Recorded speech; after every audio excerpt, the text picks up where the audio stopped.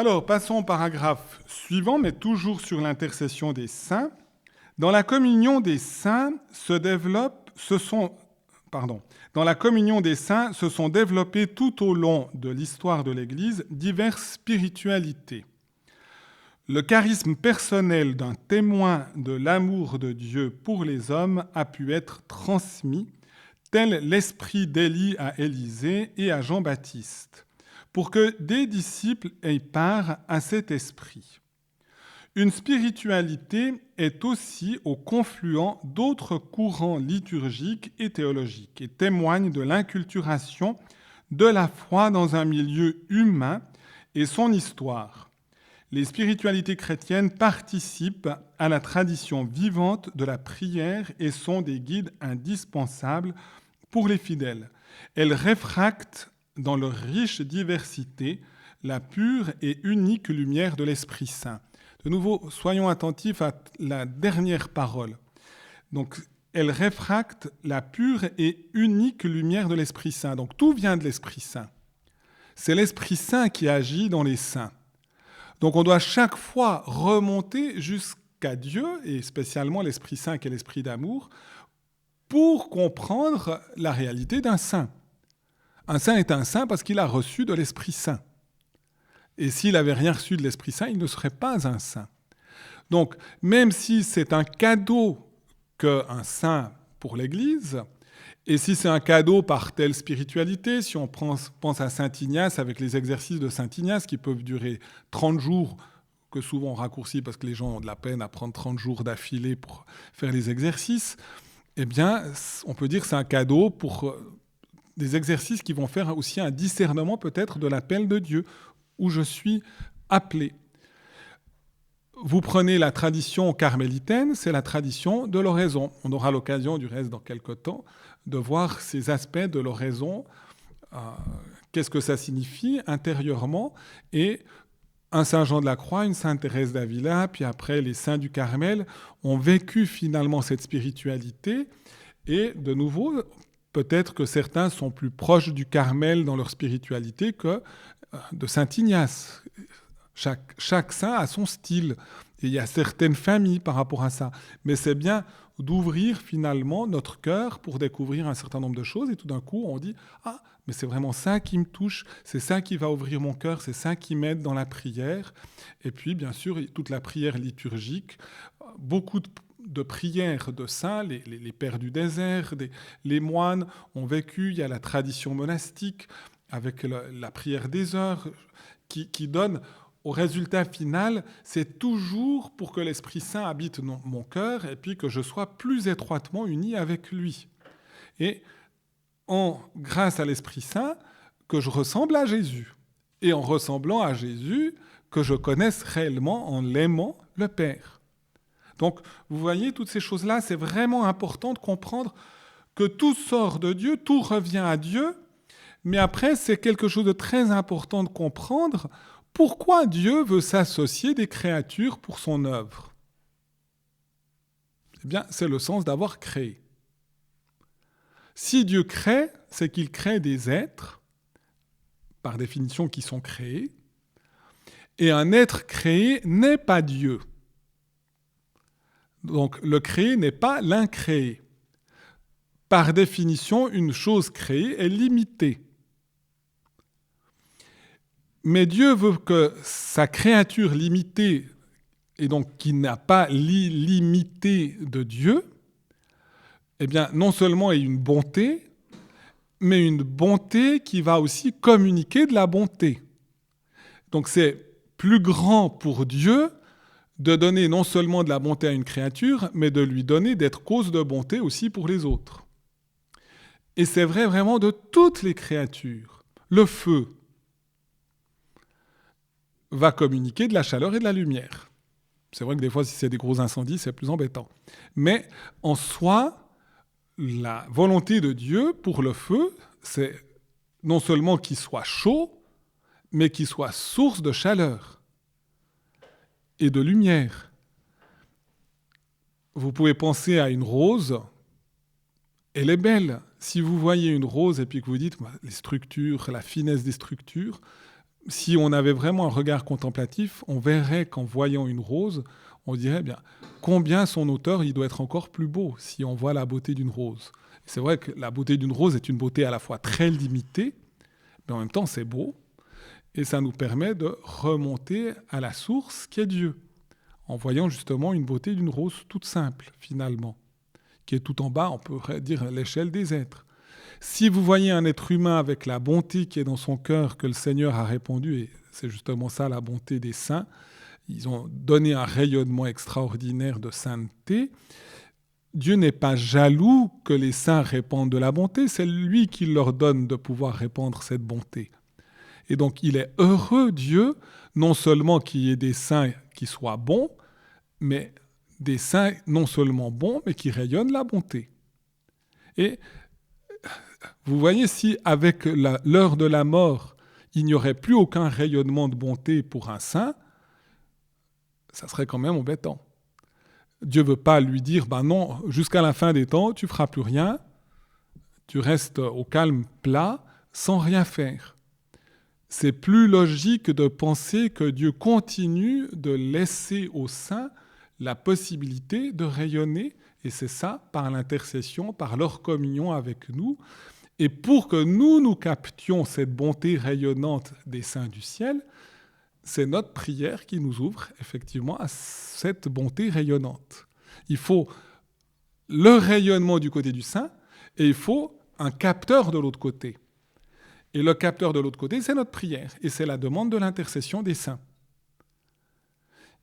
Et on voit effectivement ici, et on fait une citation à la fin de ce paragraphe de saint Basile, « L'esprit est vraiment le lieu des saints et le saint est pour l'esprit un lieu propre puisqu'il s'offre à habiter avec Dieu et est appelé son temple. » On nous dit, saint Paul, « Vos corps sont le temple du Saint-Esprit. »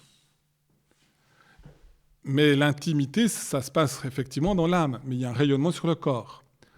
Au moment où on meurt, on perd son corps, c'est vrai, à part pour Jésus qui ressuscite, la Vierge Marie, peut-être quelques-uns, mais ça ne nous est pas spécialement révélé, et on retrouvera nos corps à la fin des temps. Mais l'âme, tout imprégnée du mystère de Dieu, si c'est réellement Dieu qui l'habite, elle continue de rayonner, puisque Dieu est là. Il ne va pas se tourner les pouces sans rien faire pendant des décennies, des siècles, des millénaires. On ne sait pas quand l'histoire humaine va se terminer. Et donc, on voit à travers ça cette importance, finalement, de pouvoir bénéficier de la communion des saints et de leur intercession. Et donc, cette demande dans l'Écriture, prier les uns pour les autres, continue au-delà, effectivement, de la vie terrestre. Et il continue d'avoir, effectivement, ce rayonnement. Ici, j'ai fait un petit lien. Donc, dans le catéchisme, si vous avez des fois des petits paragraphes, des numéros en marge, ça veut dire qu'on est proche de ce passage. J'ai du reste déjà utilisé ça tout à l'heure quand je vous ai dit la communion des saints. Je suis passé à un autre endroit du catéchisme. C'est du reste dans la première partie sur le credo, sur justement la communion des saints. C'était le numéro 956. Et maintenant, j'ai relevé le numéro... par rapport à ça, 1202. Et dans le 1202, on nous dit ceci. Les diverses traditions liturgiques sont nées en raison même de la mission de l'Église. Les églises d'une même ère géographique et culturelle en sont venues à célébrer le mystère du Christ à travers des expressions particulières, culturellement typées, dans la tradition du dépôt de la foi, dans le symbolisme liturgique, dans l'organisation de la communion fraternelle, dans l'intelligence théologique des mystères et dans des types de sainteté. Ainsi, le Christ, lumière et salut de tous les peuples, est manifesté par la vie liturgique d'une Église, au peuple et à la culture auquel elle est envoyée et dans lesquelles elle est enracinée. L'Église est catholique. Elle peut intégrer dans son unité, en les purifiant, toutes les vraies richesses de la culture. Je vais vous dire un certain nombre de choses, peut-être où je me mouille et puis que je ne sais pas si je suis tout à fait juste. Je sais que ça a fait couler beaucoup d'encre par rapport à ça, mais c'est l'inculturation. Je prépare un peu ça. On le voit déjà dans l'Ancien Testament. Dieu va se servir des aléas des guerres, malheureusement. C'est un côté très négatif, les guerres. Mais on voit le peuple d'Israël, à un moment donné, partir en Égypte, suite du reste à une famine, avec Joseph qui accueille son père, Jacob, pour l'accueillir en Égypte. Quelque temps après, un pharaon naît, c'est au temps de Moïse, et il y aura oppression effectivement des Juifs, et on cherche à supprimer un peu tous les Juifs en Égypte. Mais Israël va passer par la culture de l'Égypte. Ce qui est propre à Israël, c'est justement la révélation divine. Et quand le principe est intense, et le principe était intense, était vigoureux de la révélation divine, eh bien, il va utiliser une autre culture qui, elle, n'était pas nécessairement imprégnée de la révélation divine, mais pour utiliser ce qu'il y avait dans cette culture encore de positif, mais pour la faire intégrer dans ce principe original qu'était effectivement la révélation divine. Quelque temps après, ils vont être envoyés en déportation à Babylone. Et donc, ça sera la culture assyrienne. Puis ensuite, il y a les persécutions avec les Mèdes, les Grecs, finalement les Romains. On va passer d'États, et d'États forts, même de dictature, on peut le dire, où le peuple juif, puis après, nous, les chrétiens, on va passer dans ces registres. Et si nous sommes foncièrement fidèles à ce fondement qui est la foi au Dieu unique et Trinité, eh bien, on transforme ces éléments-là pour les faire entrer dans la révélation divine, quand on est dans l'Ancien Testament ou jusqu'au Nouveau Testament. Et puis ensuite, on reste toujours fidèle à ces principes de base en intégrant effectivement des cultures différentes. Je fais effectivement ça. Peut-être que je me trompe parce que je ne suis vraiment pas un spécialiste de la question, mais je sais que ça a fait couler beaucoup d'encre dans le cadre du synode sur l'Amazonie. Il y a des gens qui sont plus proches que moi, entre autres au niveau culturel de l'Amérique latine, parmi cet auditoire. Mais dans un premier temps, j'ai réagi, donc je vous dis, c'est la Pachamama, où on a dit, voyez, il y a eu un culte, je n'ai pas regardé du reste dans le moindre détail quel type de culte ils ont fait, mais certains ont réagi en disant, voilà, il faut les jeter, ces statuettes qui sont des idoles dans le Tibre. J'aurais été aussi assez porté à ça en disant, si c'est des idoles, il faut effectivement s'en débarrasser, ça n'a rien à voir avec le culte chrétien. Puis ensuite, j'ai entendu que le pape était plutôt en train de s'excuser pour dire, voilà, c'est peut-être pas tout à fait ça. Alors, je ne vous dis pas sur le fond, je ne sais pas. Je pense qu'il y a une ambiguïté du reste. Très probablement, dans l'histoire, c'était effectivement des idoles. Comme ça a toujours été quand la foi chrétienne est arrivée dans une région, il y avait des cultes idolâtriques. Et c'était probablement un culte idolâtrique. Il y a beaucoup d'endroits, justement en Amérique latine, on faisait des sacrifices humains aux faux dieux. Puis en réalité, à travers les faux dieux, c'était aux démons qu'on faisait aussi des sacrifices humains.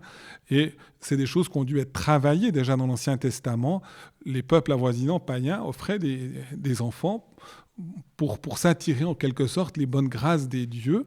Et on faisait des sacrifices humains de cette manière-là. Et Dieu dit clairement, c'est un scandale et j'interdis mon peuple de faire ce genre de choses. C'est très clair. Mais il a fallu faire passer ça après dans les mœurs. Donc, c'est probable qu'à l'origine, c'était effectivement des idoles.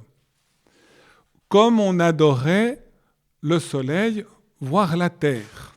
Mais je vous dis, peut-être que je me trompe, je ne suis pas un spécialiste de ces cultures au fond. Mais après, je me suis dit, comment réfléchir à l'enjeu pour la foi chrétienne de s'insérer dans ces régions qui ont peut-être subi des cultes type idolâtrique.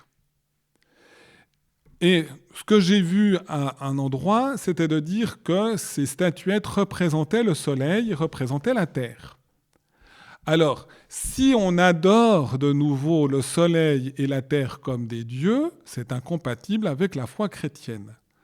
C'était du reste déjà dans l'Ancien Testament, tous les peuples païens pensaient que le soleil était Dieu, sauf Israël, qui disait il n'y a qu'un seul Dieu, c'est le Dieu unique. Et le soleil et aucune créature ne sont dieux. Donc c'est vrai que si on rend à la statuette qui représente le soleil un culte comme si c'était un culte réservé à Dieu, c'est incompatible, on ne peut pas le faire. Ou la même chose si on imagine que c'est la terre et qu'on rend un culte à une statuette qui représente la terre et qu'on considère la terre comme Dieu. Par contre, si on cherche à évangéliser, puis qu'on dira, voilà, cette statuette qui représente le soleil, cette statuette qui représente la terre comme le soleil est un cadeau de Dieu qui me permet de vivre puis avoir un peu de lumière pendant la journée, entre autres. Si je les reconnais réellement comme tels, comme des cadeaux de Dieu, en les regardant, je dois remonter effectivement jusqu'à Dieu. Le danger, c'est toujours de s'arrêter en cours de route et tout d'un coup d'en faire effectivement des idoles. Si c'est ça, nous quittons effectivement, c'est incompatible avec la foi chrétienne. Mais si on éduque réellement et qu'on dit ça représente effectivement la terre et le soleil, et la terre et le soleil sont des créatures de Dieu et qui me permet de rendre grâce à Dieu et de lui rendre la gloire qui lui est due à lui seul, je ne pense pas que c'est incompatible effectivement avec la foi chrétienne. J'ai vu des passages qui disaient que justement ces statuettes avaient voulu être comme un contrepoids, entre autres, peut-être que c'est vrai, hein, donc pour ça, je ne sais pas, un contrepoids à l'apparition de la Vierge Marie de Notre-Dame de Guadalupe, où Marie s'est en quelque sorte inculturée dans la mentalité mexicaine de Mexico, en montrant qu'elle était notre mère. Et donc, en rendant un culte à Marie comme mère de Jésus et mère du Sauveur, ça a permis d'utiliser un certain nombre de choses qui étaient présentes dans cette culture, mais en les évangélisant réellement et en purifiant peut-être les choses qui étaient fausses et qui pouvaient être un culte idolâtrique pour les aider. Et que là, il semblait que ces statuettes étaient plutôt dans une opposition et un affrontement par rapport à ça. Et que il fallait être plus prudent en disant même qu'effectivement, il y avait un lien avec effectivement le démon et des choses comme ça, et qu'il fallait faire très attention qu'on ne soit pas, en rendant un culte à ces statuettes, en train de se mettre en communion avec le démon. Je vous montre juste des éléments de discernement et aussi du travail d'inculturation qu'on doit faire. On doit le faire avec vraiment du discernement, mais le catéchisme nous dit que c'est un travail qui doit être fait. Et on doit faire attention. À l'heure actuelle, on n'est peut-être pas en Occident dans le risque de donner un culte à des statuettes, mais on a des risques très réels de donner un culte à l'argent, au pouvoir, à des réalités de ce type-là, qui sont venues comme des figures de Dieu, d'une certaine manière. Donc là, nous sommes probablement plus guettés par ces choses-là et de dire, non, c'est pas à eux que je dois rendre un culte, je dois rester libre par rapport à ces réalités de l'argent et voilà. Donc je trouvais que ça pouvait être intéressant de mentionner un petit peu cet aspect-là. Et j'aimerais vous montrer que dans l'Écriture, ce culte des saints, si je vous ai dit ça aussi, c'est que dans la tradition catholique, on fait des statues des saints, et en particulier de la Vierge Marie. Si vous rendez un culte à une statue de la Vierge Marie, ou à un saint, Saint Antoine qui est dans l'église, ou à tel ou tel saint qui est dans une église, est-ce que c'est un culte idolâtrique ? Vous pouvez le prendre comme tel, et puis mettre votre confiance dans la statue à proprement parler. Ça serait faux. Par contre, si vous dites, voilà, la Vierge Marie, parce que j'ai besoin d'un élément sensible, ça me rappelle la Vierge Marie, et je sais que la Vierge Marie est au ciel dans la gloire de son Assomption, auprès de son Fils, et en donnant une vénération à une statue de la Vierge, ça me permet de remonter jusqu'à Marie. Mais de nouveau, ce n'est pas parce que je rends un culte à Marie, je ne rends pas un culte à Marie comme si elle était Dieu. mais comme une créature de Dieu. Et je vais aussi lui demander sa prière. Ou si c'est un saint que j'honore, en lui demandant sa prière, ça va me tourner vers Dieu. Si le saint ou la sainte et même la Vierge Marie devenaient un obstacle à la communion à Dieu, il y aurait effectivement quelque chose de faux. Et on doit parfois être attentif que ça peut être de nouveau un danger, qu'à un moment donné, on s'arrête à la statue ou qu'on fait de la statue une sorte d'idole. Parce que des fois, les registres superstitieux peuvent rejaillir. Mais ce n'est pas ça la piété catholique. La piété catholique dit « je vois une statue », ça me fait penser à Marie, ça me met en communion avec elle, et Marie est une créature éminente, ou le saint est une créature qui a un rayonnement de charité, et je veux simplement, à travers ce geste, cette vénération, être en communion avec la communion des saints, parce que Dieu agit par les saints, pour ça. Et on voit par exemple dans le deuxième livre des Maccabées, c'est presque la fin de ce livre, qui est le livre aussi des martyrs d'Israël. Eh bien, on a cette expression « Voici celui qui prie beaucoup pour le peuple et pour toute la cité sainte, Jérémie, le prophète de Dieu. » On est encore dans l'Ancien Testament. On est tout proche du reste du Nouveau Testament. Et on est en train de dire que Jérémie prie pour Dieu. Et entre autres à Judas Maccabée, parce qu'il y avait les ennemis qui venaient et c'était vraiment violent, voulant massacrer, il y a vraiment, on a eu récemment dans la liturgie eucharistique le martyre d'Éléazar à 90 ans, cette mère avec ses 7 fils qui ont été massacrés, torturés aussi, c'est dans ces livres des martyrs d'Israël. Et on arrive à affirmer clairement la résurrection du Christ et la résurrection de la chair, on peut dire, à travers ces moments dramatiques de l'histoire. Et donc, on nous dit qu'il a reçu comme une épée d'or, Judas Maccabée qui dirigeait l'armée, et qui reçoit effectivement de la communion des saints. Et le général qui voulait, Nicanor, qui voulait agresser, voulait exprès choisir le jour du sabbat en disant « Puisque je sais que le jour du sabbat, ils ne peuvent pas travailler, ils ne peuvent pas prendre les armes, donc on va tous les massacrer ce jour-là. » Et finalement, le bon Dieu s'est débrouillé, tout en respectant la loi de Dieu, de donner à Israël de défendre finalement leur vie et de défendre finalement leur foi au Dieu unique à travers finalement un élément qui mentionne effectivement la communion des saints. Et donc c'est vraiment de nouveau l'importance de comprendre que Dieu veut passer parce qu'il veut donner aux créatures une dignité et donc il va leur donner le pouvoir de rayonner.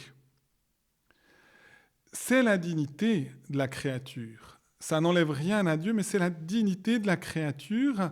Et la dignité de la créature, c'est de continuer ce rayonnement. Le soleil rayonne, et le soleil est un symbole du Christ qui rayonne vraiment partout. Mais ensuite, vous avez des êtres plus petits, plus faibles. Les saints sont en pleine dépendance du Christ, source de toute sainteté, mais qui auront aussi un rayonnement. Et Dieu veut leur donner cette dignité. Et c'est le fait que Dieu ait créé. C'est parce qu'il crée qu'il veut que chaque être non seulement soit bon, mais soit source de bonté les uns pour les autres. Et nous-mêmes, Dieu veut que nous soyons bons et que nous soyons source de bonté les uns pour les autres. Et donc, l'origine, finalement, c'est arrivé, c'est d'abord les apôtres, les martyrs, prient pour les autres alors qu'ils vivent encore ici-bas, où ils doivent encore se soucier d'eux-mêmes. Combien plus après leur victoire, leur couronne et leur triomphe va éclater, finalement, et c'est ça l'intercession des saints. Et puis, si vous avez vu, c'est pas exagéré, hein. On mentionne tout le temps Dieu à toutes les Eucharisties comme le centre, le Christ comme le centre, et puis les saints, c'est une fois par année. Aujourd'hui, Saint François Xavier. Mais c'est qu'une seule fois par année qu'on le fête. Et généralement, on fête la plupart des saints, quand la place n'est pas déjà occupée, on le fête le jour de leur mort, c'est-à-dire de leur entrée dans le ciel. Et puis on essaie justement, ce jour-là, de se rappeler qu'ils ont joué un rôle important et qu'ils continuent de jouer un rôle important, effectivement, pour nous. On peut réfléchir à une objection. Est-ce que on ne doit effectivement prier que Dieu. Alors on doit prier que Dieu comme Dieu. Vous voyez, et les personnes divines. Mais si Dieu veut donner de la dignité à chaque créature, de nouveau, c'est important de prendre conscience que chaque créature a un rôle particulier et que Dieu veut ce rôle particulier. Et donc, les saints obtiennent ce que Dieu veut réaliser par le moyen de leur prière. Et ils demandent ce qu'ils estiment devoir dépendre de leur prière selon la volonté de Dieu. Donc, vous voyez, ce n'est pas que Dieu a besoin de la prière des saints, c'est que Dieu veut donner aux saints la dignité de continuer de prier pour avoir une efficacité. Et ce n'est pas non plus pour changer la volonté de Dieu qu'un saint prie en disant « je prie pour que Dieu change d'avis ». La même chose, nous ne prions pas pour que Dieu change d'avis, mais pour que véritablement, par notre prière, selon le dessein de Dieu, Dieu veut exaucer notre prière, mais c'est lui qui suscite la prière. Et c'est lui qui suscite aussi la prière des saints et des saintes pour exaucer, et c'est lui qui veut que nous nous associons les uns les autres pour demander ensemble, finalement, une même chose. Et peut-être que parfois la prière des saints va corriger notre demande si elle ne correspond pas à la volonté de Dieu aussi. Et on doit leur demander de nous apprendre, parce qu'ils savent exactement ce que Dieu veut, voyant Dieu, de dire s'il y a quelque chose à corriger, corrige-moi. Et ils doivent nous apprendre que si l'efficacité de leur prière est due à leur amour, leur charité, eh bien notre prière aussi a une plus grande efficacité si nous la faisons avec un plus grand élan, finalement, de charité, si nous prions avec plus vraiment de charité. Et puis, au ciel, eh bien, le don de conseil demeure toujours. C'est de choisir les bons moyens pour arriver à la fin.